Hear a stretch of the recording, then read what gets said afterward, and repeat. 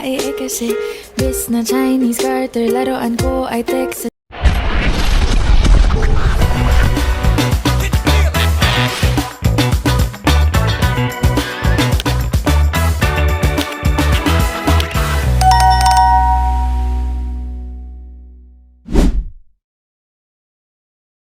Hi guys! Panibagong vlog, panibagong may gagawin na naman. So, naboboard nga ako dyan. Kasi, napagtanto ko na kakain na lang ako, magmukbang na lang ako ng kamatis. Yan. Kasi naboboard ako kasi ako na isa anak. So, naboboard pa. So, kumain na lang ako ng kamatis. So guys, unang vlog ko pala dito sa FB, sa YouTube. Guys, paki-support naman, like and subscribe lang. Gihiwa ko nga yung kamatis para kainin ko, and my favorite kamatis jud na.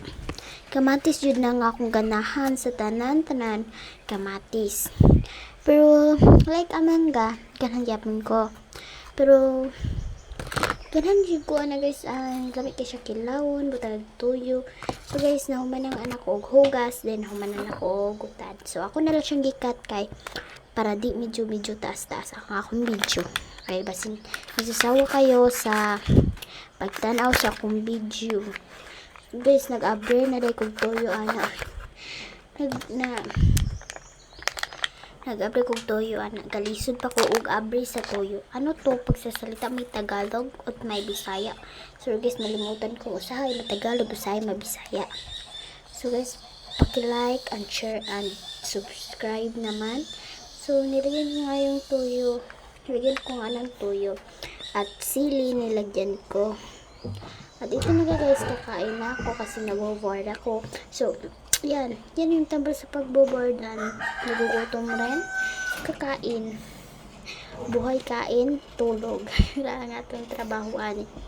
So yummy ka siya guys. Ako'y galaway. Ako'y nag-voice over, pero ako yung nag-counter galaway ko kay di na ba yung video ay mag-voice over.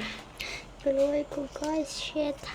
So guys, lamig kayo siya, and thank you pala sa papanood. At sakit ng ngipin ko guys, gahi ang kamatis.